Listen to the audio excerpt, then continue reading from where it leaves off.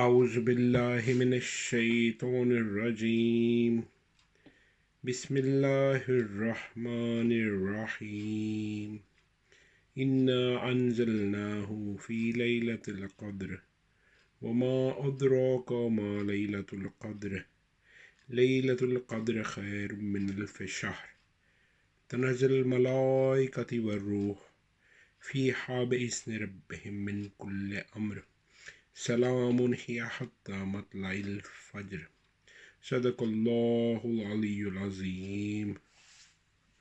محمد آل محمد۔ اب عماد آپ پڑھیں اور اس کے بعد ڈاکٹر جواد پڑھیں گے اور پھر آخر میں ڈاکٹر رضا پڑھیں گے، پھر آخر میں جو ہے وہ مجالس کی صورت میں تھوڑا بہت جو ہے وہ آپ کی سمع خراشی کروں گا انشاءاللہ۔ جی عماد۔ جی ٹھیک ہے بلا۔ میں اصل میں تھوڑا آف شور بیٹھا ہوں تو تھوڑی آہستہ آواز میں ذرا پڑھ لیتا ہوں، حاضری لگواتا ہوں اپنی۔ نہ پوچھئے کہ کیا حسین ہے، نہ پوچھئے کہ کیا حسین ہے، کیا حسین ہے، نہ پوچھئے کہ کیا حسین ہے، نہ پوچھئے کہ کیا حسین ہے، خدا کے دیں کا نہ خدا، خدا کے دیں کا نہ خدا، ہر ابتدا کی ابتدا، کرم کی انتہا حسین ہے، کرم کی انتہا حسین ہے، کیا حسین ہے، نہ پوچھئے کہ کیا حسین ہے، کرے جو کوئی ہم سری، کسی کی کیا مجال ہے، حسین کرے جو کوئی ہم سری، کسی کی کیا مجال ہے، جہاں میں ہر حساب سے حسین بے مثال ہے، یہ ہو چکا ہے فیصلہ، یہ ہو چکا ہے فیصلہ، نہ کوئی دوسرا خدا، نہ کوئی دوسرا حسین ہے،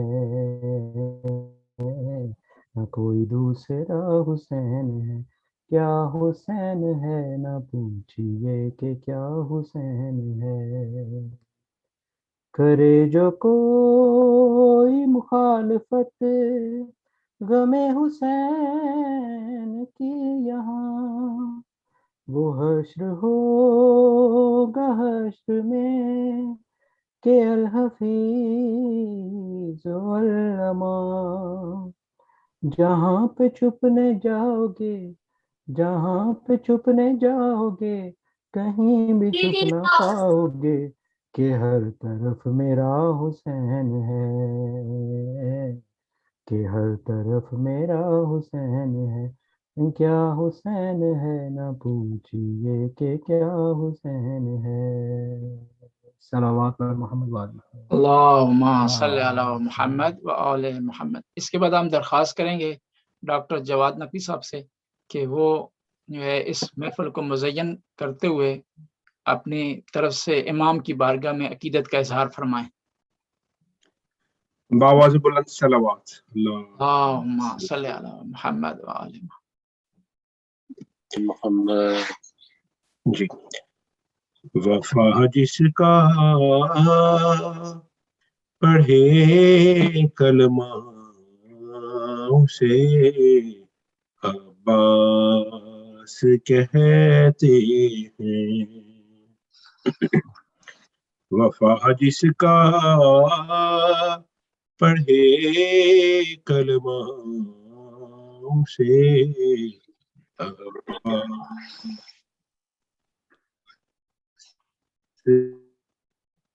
کہتے لجے کریں سجدہ اسے عباس کہتے ہیں، وہ پیاسا پیاس نے جس کی کیا سیراب دریا کو، وہ پیاسا پیاس نے جس کی کیا سیراب دریا کو، ہے جس کی پیاس بھی دریا اسے عباس کہتے ہیں، ہے جس کی پیاس بھی دریا اسے عباس کہتے ہیں، لگائے جو بغیر تیغ ہی انبار لاشوں کے،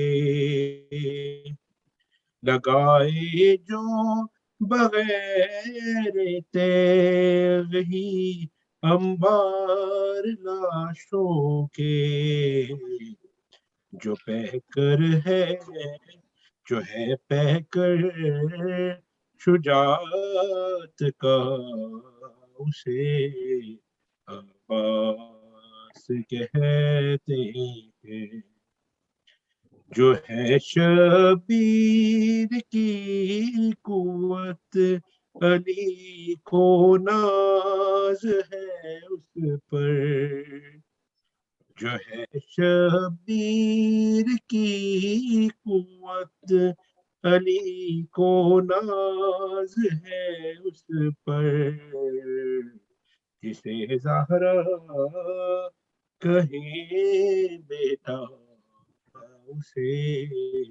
عباس کہتے ہیں، جسے زہرا کہیں بیٹا اسے عباس کہتے ہیں، جو پتھر پر علم گاڑے اسے کہتے ہیں سب حیدر، جو پتھر پر علم گاڑے اسے کہتے ہیں سب حیدر، علم گاڑے جو پانی پر اسے عباس کہتے ہیں، علم گاڑے جو پانی پر اسے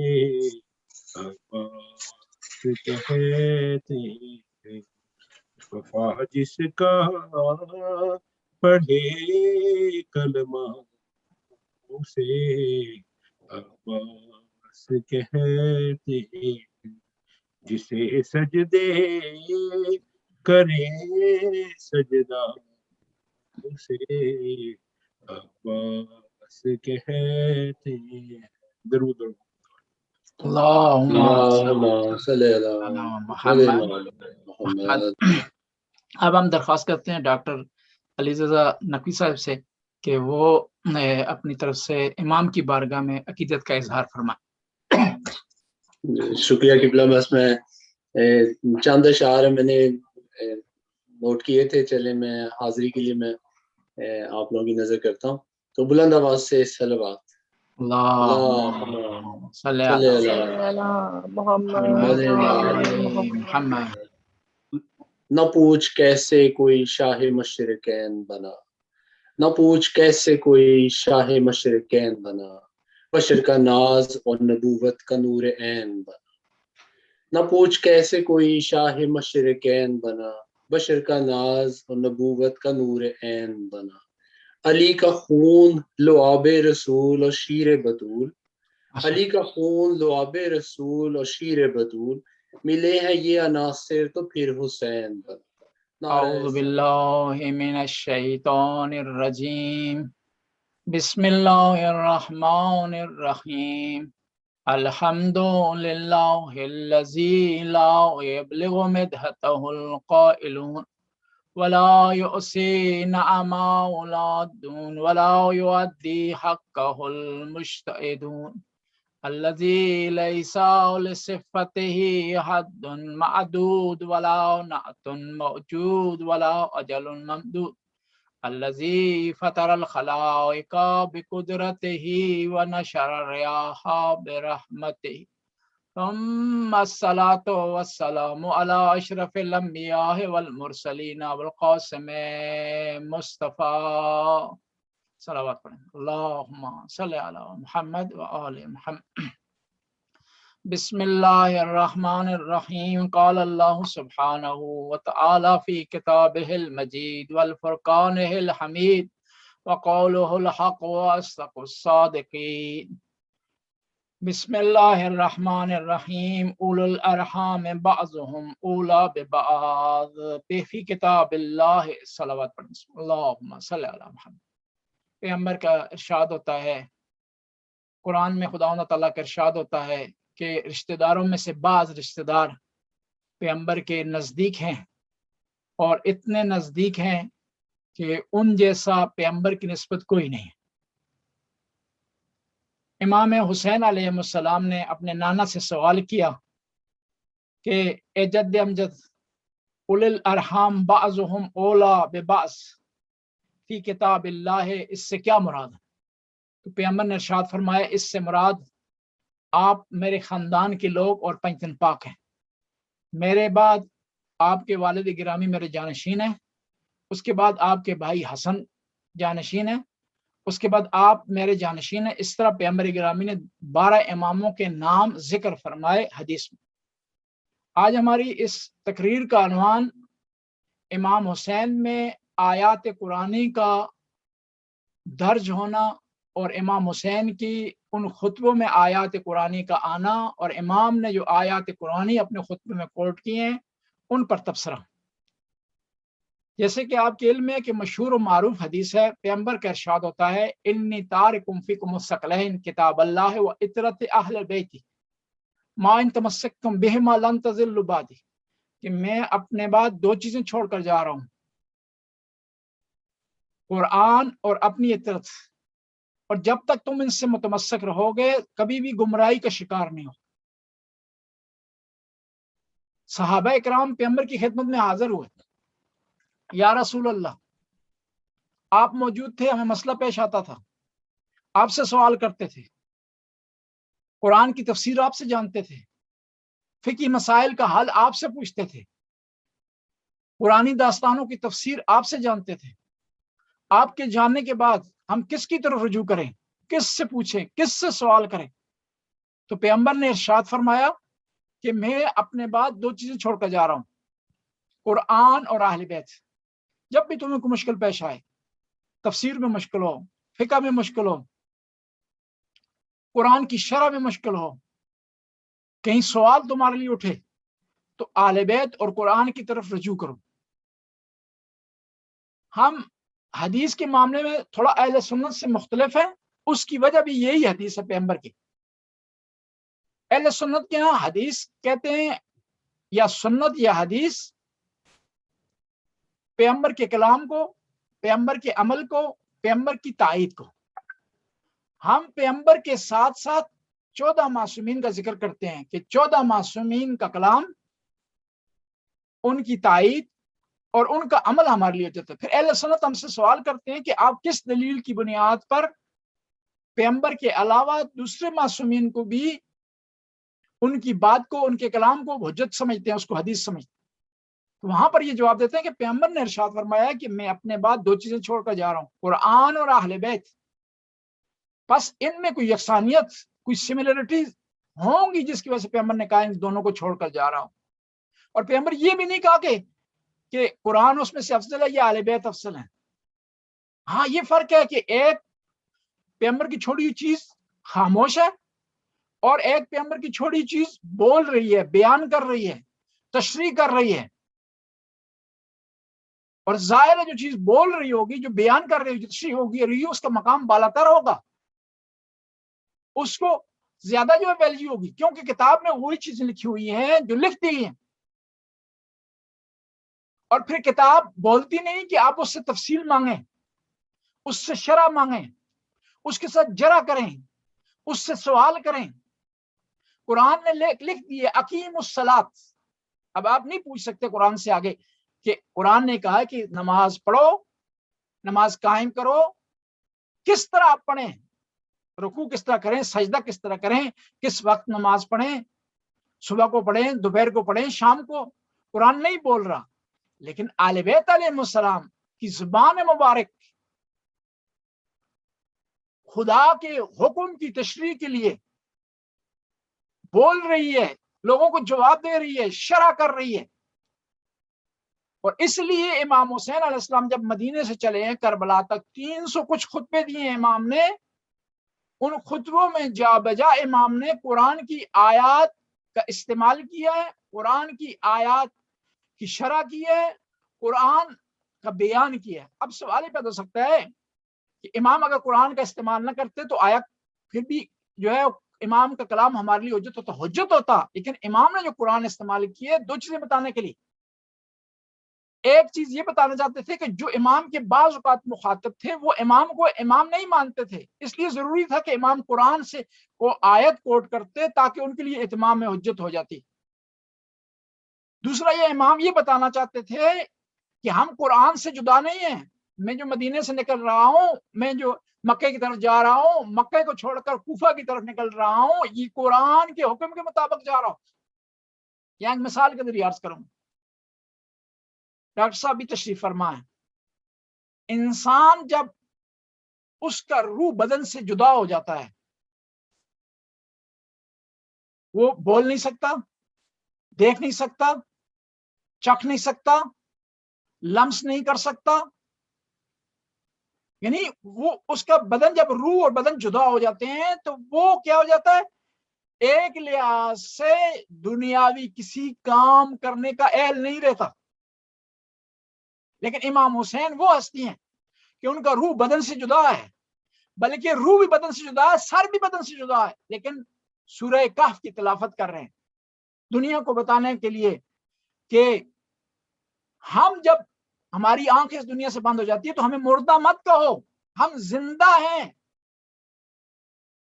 ایک آدمی نے امام زین العابدین سے سوال کیا، یا ابن رسول اللہ، آپ کے بابا نے یہ معجزہ کوفہ میں کیوں کیا، شام کے بازار میں کیوں کیا، کربلا میں کیوں نہیں کیا؟ امام زین العابدین نے جواب دیا کہ میرے بابا ایک تو بتانا چاہتے تھے ہم قرآن سے جدا نہیں ہیں، دوسرا میرے بابا چاہتے تھے کہ لوگوں کی توجہ بیویوں کے سروں سے ہٹ جائے، قرآن کی طرف لوگ متوجہ ہو جائیں، بیویوں کا پردہ جو ہے محفوظ رہے۔ میں عرض کر رہا تھا کہ اہل بیت قرآن سے جدا نہیں ہے۔ امام حسین علیہ السلام اپنے بچپن سے قرآن سے لگاؤ رکھتے تھے، اور جو ان کے نانا پر قرآن کی آیات نازل ہوتی تھی اس کو بیان کرتے تھے اپنی والدہ کے لیے۔ امام جب نکلے ہیں مکہ سے کوفہ کی طرف تو راستے میں ایک مقام پر ایک شخص امام کا اس کے ساتھ آمنا سامنا ہوا۔ اس نے دیکھا کہ یہ ایک قافلہ جا رہا ہے، سمجھ نہیں آ رہی ہے جنگ کے لیے جا رہا ہے، سیر و تفریح کے لیے جا رہا ہے، کس مقصد کیوں؟ اس قافلے میں جنگجو بھی ہیں، اونٹ بھی ہیں، گھوڑے بھی ہیں اور خواتین بھی ہیں۔ بعض کو ایک قافلہ چلتا تھا، لوگوں کو پتہ چل جاتا تھا قافلہ تجارتی ہے، اس کے سامان سے، اس کے اونٹوں سے، اس کے چلنے سے۔ لیکن اس آدمی کو اس قافلے کی سمجھ نہیں آئی کہ قافلہ کس لیے جا رہا ہے، کیونکہ بچے بھی اس کے ساتھ ہیں، جنگجو بھی اس کے ساتھ ہیں، ضعیف بھی اس کے ساتھ ہیں، خواتین بھی اس قافلے کے ساتھ ہیں۔ اس نے پوچھا کہ آپ کون ہیں اور کہاں سے آ رہے ہیں اور کہاں جا رہے ہیں؟ امام حسین نے جواب دیا، لو لقیتنی فی المدینہ لرأیتک اثر جبرائیل فی بیتنا ونزول الوحی علی جدنا، کاش کہ تو مجھے مدینے میں ملتا، میں تمہیں دکھاتا وہ آثار جو جبرائیل کے آنے کے آثار تھے ہمارے گھر میں، اور میرے نانا پر قرآن کے نزول کے آثار تمہیں میں دکھاتا۔ اور قرآن جس مہینے میں نازل ہوتا ہے وہ مہینوں کا سردار بن جاتا ہے، جس دن نازل ہوتا ہے وہ دنوں کا سردار بن جاتا ہے، جس رات کو نازل ہوتا ہے وہ رات 1000 راتوں سے افضل ہو جاتی ہے۔ लैलतुल क़द्र खैरुम मिन अल्फ शहर, बस कुरान जिस रात में नाज़िल हो 1000 रातों से अफजल हो सकती है, जिस महीने में नाज़िल हो वो जो है इस महीनों का सरदार हो सकता है, जिस दिन नाज़िल हो वो दिनों का सरदार बन सकता है। तो क्या वो घर जिसमें कुरान नाज़िल हो वो क्या तमाम घरों का सरदार नहीं होगा? हाँ सरदार होगा। इसलिए तो कुरान ने कहा कि कुछ घरों को खुदा ने बुलंद दर्जा अता किया। सहाबा किराम ने सवाल किया कौन सा घर है, तो पैगंबर ने इशारा किया अहले बैत के घर की तरफ कि अहले बैत का घर है, खुदा ने इसे बुलंद किया। इमाम हुसैन को कुरान से इतना लगाव था कि इमाम ने अपनी जान कुरान की दिफा में दे दी। कुरान के अहकाम, मन रा सुल्तानन जायरन मुस्तहिल्लन लिहरामातिल्लाह व नाकिसन लिआहदिल्लाह ला युगय्यर अलैहि बिकौलिन वला बिफिल हक़्क़ुन अलल्लाह अन यदखुलहु मदखला, कि जो आदमी एक जालिम बादशाह को देखे कि वो खुदा के हलाल को हराम करार दे रहा है, हराम को हलाल करार दे रहा है और उसके खिलाफ उठ खड़ा ना हो, तो अल्लाह को हक पहुंचता है इस आदमी को, खामोश रहने वाले आदमी को वहां पहुंचा दे जहां पर उस जालिम आदमी को पहुंचा। इमाम हुसैन अलैहिस्सलाम खुदा की तरफ से भी उन्हें इल्म की वही और इल्हाम होता था, इसके बावजूद भी बाज़ औक़ात अपने नाना की खिदमत में हाजिर होते थे, कुरान के मसाइल पूछते थे अपने नाना से, और उन्हें जो है वो सवालों में से एक सवाल जो इमाम हुसैन अलैहिस्सलाम ने पूछा अपने नाना से, कुरान की एक आयत है इन्न समा वल बसरा वल फुआदा, कि ये कान, ये बिनाई, ये दिल, इससे पूछा जाएगा, इससे क्या मुराद है। इस रवायत के रावी हैं अब्दुल अजीम हसनी, इन्होंने इमाम हादी इमाम नकी अलैहिस्सलाम से रवायत की है, उन्होंने अपने अजदाद से रवायत की है और ये रवायत का सिलसिला पहुंचता है इमाम हुसैन तक, और इमाम हुसैन ने ये रवायत नकल की अपने नाना से कि या जद्दा या रसूल अल्लाह, इससे क्या मुराद है कि आंख से मुतल्लिक, कान से मुतल्लिक, दिल से मुतल्लिक सवाल होगा। आंख और कान का तो हम कह सकते हैं सवाल होगा, दिल से मुतल्लिक क्या सवाल होगा? नियत पर तो न सजा होती है न जजा होती। तो इमाम हुसैन फरमाते हैं कि मेरे नाना ने फरमाया कि सम और बसर फवाद से मुराद 3 खलीफा हैं, उनसे सवाल होगा खिलाफत के बारे में कि उन्होंने आले बैत की खिलाफत को क्यों कबूल नहीं किया। इस रवायत के रावी इमाम हुसैन अलैहिस्सलाम। फिर एक और रवायत है, क्योंकि बचपन से इमाम हुसैन अलैहिस्सलाम उस माहौल में पले बड़े हैं जो कुरान का मरकज था, वही इलाही का मरकज था, जहां कुरान नाजिल हुआ था। कुरान के नज़ूल को इमाम हुसैन अलैहिस्सलाम ने करीब से देखा था। एक दफा बीबी फातिमा तो ज़हरा सलामुल्लाह अलैहा पैगंबर की खिदमत में हाजिर हुई कि मेरा बेटा हुसैन बीमार हो। अहले बैत, बाज़ लोग सवाल कर सकते हैं ये कैसे हो सकता है कि अहले बैत बीमार हुए। अहले बैत अलैहिस्सलाम ने इस दुनिया में जिंदगी की है, इस नॉर्मल लाइफ की तरह जिंदगी की है, और उन पर ये आवारस तारी होते थे ताकि दुनिया को पता चले कि जब कोई आदमी बीमार हो तो उसको क्या करना चाहिए। बीबी फातिमा ज़हरा पैगंबर की खिदमत में हाजिर हुई, या बता, या ए बाबा, मेरे हुसैन को बुखार हो गया, बीमार हो गए। तो पैगंबर ने क्या किया, पानी मंगवाया और सूरह फातिहा 40 दफा पढ़कर पानी पर दम की और कहा कि इसे हुसैन पर छिड़क। इस तरह पानी दम किया, वो पानी छिड़का गया, शफा मिली इमाम हुसैन अलैहिस्सलाम को। यानी इमाम हुसैन का उठना बैठना, चलना फिरना, पूरी जिंदगी इमाम हुसैन अलैहिस्सलाम की कुरान के साथ वाबस्ता थी, कुरान के साथ अजीन थी, मिक्स थी, और आशिक कुरान थे इमाम हुसैन अलैहिस्सलाम। खुद कुरान की तिलावत करते थे, अपने नाना से सुनते थे, फिर भी बाज़ औक़ात आकर अपने बाबा से फरमाते थे, अर्ज करते थे कि मेरे लिए आप कुरान की तिलावत करें। एक दफा इमाम हुसैन अलैहिस्सलाम अमीरुल मोमिनीन से अर्ज करने लगे कि बाबा, मैं कुरान खुद पढ़ता हूं دوسروں سے سنتا ہوں، لیکن جو آپ کی زبان مبارک سے قرآن سننے کی جو مجھے لطف آتا ہے وہ کسی اور سے قرآن سننے کا لطف نہیں آتا۔ امیر المومنین کی خدمت میں حاضر ہوئے، حاضر ہونے کے بعد کہا کہ قرآن ہمیں سنائیں۔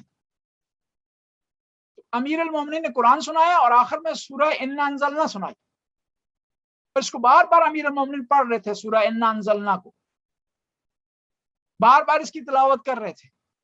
امام حسین نے سوال کیا کہ بابا آپ قرآن کی اس سورہ کی بار بار تلاوت کیوں کر رہے ہیں؟ کہا کیوں کہ یہ سورہ اس میں ہمارے خاندان اور میرے جانشینوں کا ذکر ہے۔ تنزل الملائکۃ والروح، کہ ملائکہ اور روح کہاں نازل ہوتے ہیں؟ آپ پیغمبر کے زمانے میں تو نازل ہوتے تھے، کس پر؟ پیغمبر پاک پر، لیکن پیغمبر کے بعد ملائکہ پھر بھی آ رہے ہیں، جبرائیل پھر بھی آ رہے ہیں، خدا کی طرف سے وحی لا رہے ہیں۔ کس کے لیے لا رہے ہیں؟ مکہ والوں کے لیے لا رہے ہیں، مدینے والوں کے لیے لا رہے ہیں، کوفہ والوں کے لیے لا رہے ہیں، کس کے لیے لا رہے ہیں؟ ان ہستیوں کے لیے لا رہے ہیں جو وارث قرآن ہیں، جو قرآن کی وارث ہیں۔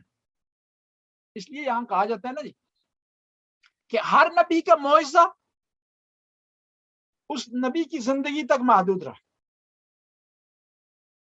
حضرت موسیٰ کا معجزہ ہے عصا، جب تک حضرت موسیٰ تھے عصا تھا، موسیٰ چلے گئے عصا نے کام کرنا چھوڑ دیا۔ عصا وہی ہے، وہی اس کی کنڈیشن ہے، وہی اس میں طاقت ہے، وہی اس میں پاور ہے، لیکن کام نہیں کر رہا۔ ید بیضا تھا حضرت موسیٰ کا معجزہ، جب تک موسیٰ ہیں ید بیضا دکھا رہے ہیں، معجزہ ہو رہا ہے، لیکن جب موسیٰ نہیں رہے ید بیضا نہیں رہا۔ حضرت ابراہیم کا معجزہ تھا، آگ ٹھنڈی کر دی انہوں نے، لیکن جب تک ابراہیم تھے معجزہ تھا، لیکن ابراہیم چلے گئے معجزہ ختم۔ حضرت سلیمان نبی کا معجزہ تھا کہ جنوں پر انہیں کمانڈ حاصل تھی، انہیں کمانڈ حاصل تھی ہوا پر، بے پناہ قدرت ان کو حاصل تھی، حتیٰ اتنا ان کے خدا نے انہیں معجزہ دیا کہ دنیا سے چلے گئے پھر بھی جن کام کرتے رہے، لیکن اس کے بعد وہ معجزہ دکھائی نہیں دیا۔ اور قرآن معجزہ ہے پیغمبر پاک کا۔ اب سوال ہی پیدا ہوتا ہے کہ گزشتہ انبیاء جب تک تھے معجزہ تھا، یہ قرآن کیسے ہو سکتا ہے اب بھی معجزہ ہو؟ کیسے ہو سکتا ہے اب بھی قرآن جیسی کتاب کوئی نہ لا سکے، قرآن کے چیلنج کا ابھی تک کوئی جواب نہ دے سکے؟ جواب ملے گا کہ جی پیغمبر چلے گئے ہیں دنیا سے، لیکن پیغمبر کے جانشین ہیں، وارث قرآن ہیں۔ پیغمبر چلے گئے ہیں لیکن اس کے بعد وارث قرآن امیر المومنین آ گئے ہیں۔ پیغمبر چلے گئے ہیں اس کے بعد وارث قرآن امام حسن آ گئے ہیں۔ پیغمبر چلے گئے ہیں اس کے بعد وارث قرآن امام حسین آ گئے ہیں۔ اس لیے تو امیر المومنین ارشاد فرماتے تھے لو سنی علی وسادہ لحکمت بین اہل التوراۃ بتوراتہم وبین اہل الانجیل بانجیلہم وبین اہل الزبور بزبورہم وبین اہل الفرقان بفرقانہم، کہ اگر میرے لیے ممبر قضا بچھا دی جائے، میں تورات والوں کے درمیان تورات سے فیصلے کروں گا، انجیل والوں کے درمیان انجیل سے فیصلے کروں گا، زبور والوں کے درمیان زبور سے فیصلے کروں گا۔ ایک شخص اٹھ کھڑا ہوا، کہا علی آپ نے بہت بڑا دعویٰ کیا ہے، تورات میں تو تحریف ہو گئی ہے، ہیر پھیر آ گیا ہے، کمی بیشی آ گئی ہے، انجیل منحرف ہو گئی ہے، اس میں بگاڑ آ گیا ہے، اس میں وہ سارے مطالب نہیں ہیں جو حضرت عیسیٰ پر نازل ہوئے تھے، تو آپ کیسے فیصلہ کریں گے؟ تو مولا نے جواب دیا، شخص نادان شخص، میں عیسائی کے گھر میں پڑی ہوئی انجیل سے فیصلے نہیں کروں گا، تورات جو ہے یہودی کے گھر میں پڑی ہوئی اس سے فیصلے نہیں کروں گا، بلکہ جو لوح محفوظ پر لکھی ہوئی اس سے فیصلے کروں گا۔ بس وارث قرآن موجود ہیں، اور کربلا میں بھی وارث قرآن امام حسین علیہ السلام تھے، کوئی اور نہیں تھا۔ اور اس لیے تو قرآن نے کہا کہ قرآن کی بعض آیات ایسی ہیں جن کو صرف اللہ سمجھ سکتا ہے، اور راسخون فی العلم، وہ لوگ جو علم میں رسوخ رکھتے ہیں۔ امام جعفر صادق علیہ السلام سے کسی نے سوال کیا من راسخون فی العلم، کون ہے یہ راسخون فی العلم؟ کہا نحن راسخون فی العلم، ہم وہ ہیں جو علم میں رسوخ رکھتے ہیں، نفوذ رکھتے ہیں. پیغمبر کے بعد کے زمانے کی بات ہے کہ قرآن میں ایک آیت ہے جس میں پیغمبر سے کہا گیا ہے کہ اے پیغمبر ان انبیاء سے سوال کر کہ ان کو نبوت کس بنیاد پر دی گئی، کس تاحت پر دی گئی، کون سا وعدہ ان سے لیا گیا کہ اسے نبوت دی گئی. صحابہ کرام پریشان ہو گئے کہ یہ آیت کہاں نازل ہوئی ہے، مکی نہیں ہے، مدینے نہیں ہے، کیونکہ پیغمبر سے کہا گیا کہ ان انبیاء سے سوال کر. انبیاء نہ مکے میں ہیں، نہ مدینے میں تھے، نہ کسی جنگ میں تھے، نہ کسی امن کے پوزیشن میں تھے کہ پیغمبر نے انہیں دیکھا اور ان سے سوال کیا اور خدا کی طرف سے آرڈر ہوگا سوال کر. صحابہ کرام پریشان ہو، باب العلم کے دروازے پر آئے اور آ کر سوال کیا اے علی آپ بتائیں کہ یہ آیت کہاں نازل ہوئی ہے پیغمبر پر. تو مولا نے فرمایا یہ آیت معراج پر، جب پیغمبر معراج پر چلے گئے وہاں نازل ہوئی. معراج کا واقعہ آ گیا، دو نقطے عرض کرتا چلوں. جب پیغمبر معراج پر گئے تو ملائکہ پیغمبر سے سوال کرتے تھے کہ امام علی کیسے ہیں. یہ روایت معتبر روایت ہے، شیعہ سنی نقل کی کہ علی کیسے ہیں اور کہاں ہیں. جس طرح ہوتا ہے نا دو بھائی ساتھ چل رہے ہوں، خاص طور پر جوڑواں بھی ہوں، اکثر ساتھ رہتے ہوں، ایک نہ ہو تو لوگ فوراً سوال کرتے ہیں جی کہ دوسرا کہاں ہے. اس لیے تو پیغمبر نے ارشاد فرمایا یا علی انت منی وانا من، تو مجھ سے میں تجھ سے ہوں. انا وعلی من نور واحد، میں اور علی ایک نور سے ہیں. ایک مقام پر معراج پر پیغمبر آگے بڑھے، دیکھا کہ علی علیہ السلام کھڑے ہیں. یا علی سبقتنی، اے علی تو مجھ سے پہلے پہنچا ہے معراج پر. تو جبرائیل نے عرض کیا یا رسول اللہ یہ علی نہیں ہے، یہ ایک فرشتہ ہے جو امام علی کی شکل پر ہے، امام علی کی شبیہ ہے. کہا اس کا کیا معاذرہ ہے؟ کہا جب سے آپ نے ارشاد فرمایا ہے کہ نظر الی وجہ علی عبادہ، علی کے چہرے کی طرف دیکھنا عبادت ہے، تو فرشتے نے خواہش کی خدایا ہم بھی عبادت بجا لانا چاہتے ہیں، کس طرح ہو سکتا ہے؟ تو خدا نے ایک فرشتے کو علی علیہ السلام کے شبیہ خلق کیا تاکہ یہ عبادت جو انسان مکہ اور مدینہ میں انجام دیں گے اسی کو فرشتے خدا کے عرش پر انجام دیں.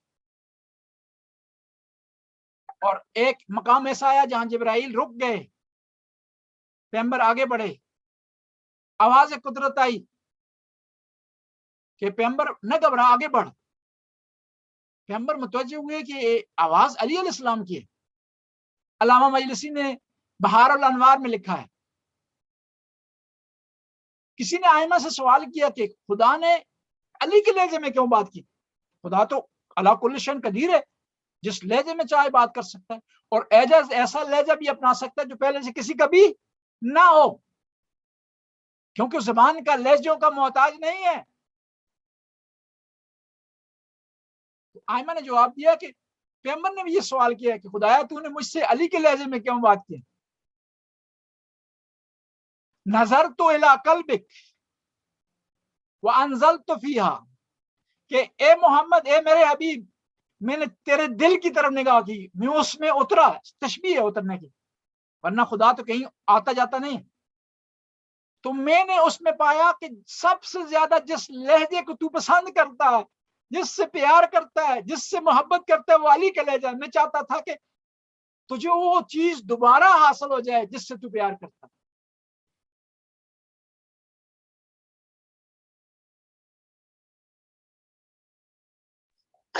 بآواز بلند صلوات اللہم صلی علی محمد وعلی محمد. انشاءاللہ اسی بحث کو آگے کل انشاءاللہ بڑھائیں گے، اور بعض آیات جو امام حسین علیہ السلام نے مدینے سے لے کر کربلا تک راستے میں اپنے خطبے میں کوٹ کیے ہیں ان کو بیان کرنے کے ساتھ ساتھ تشریح کریں گے.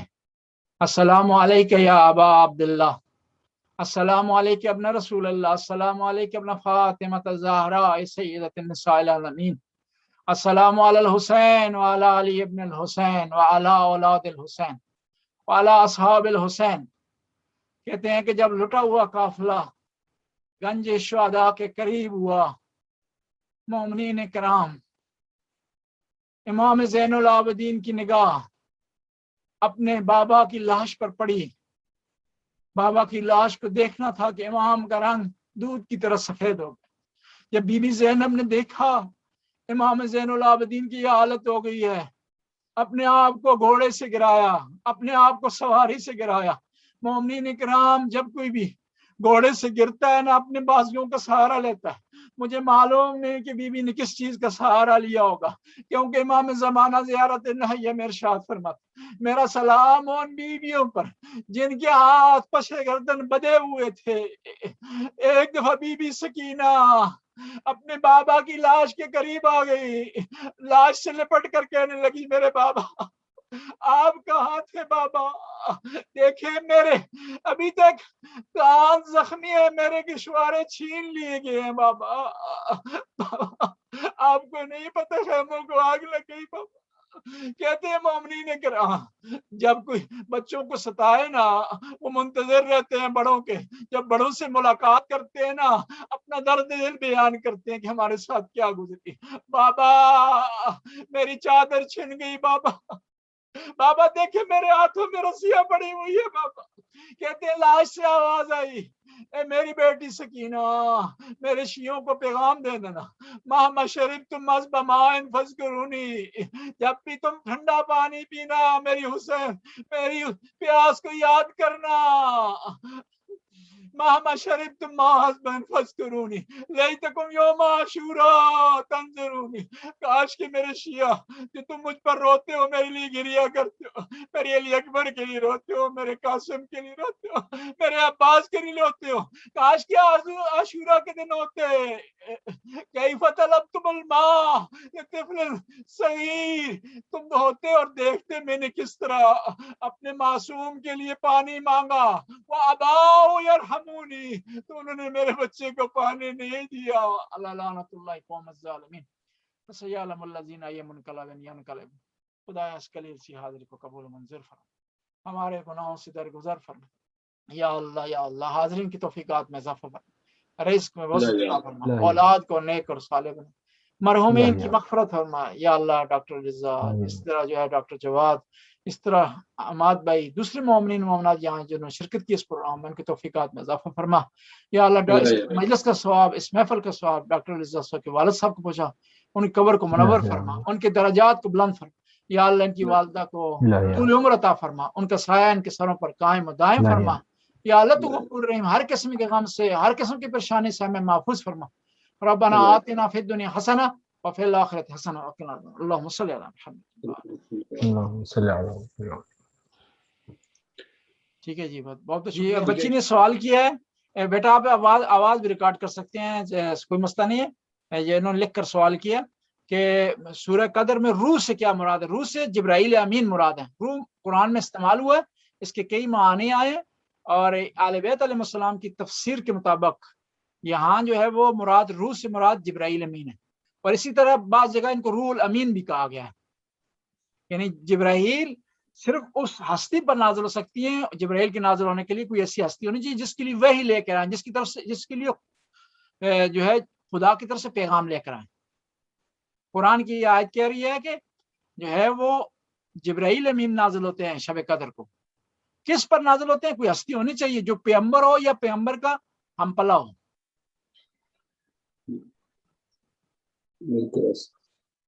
अच्छा, एक सवाल किबला, ये प्रैक्टिकल सवाल था इसके बारे में।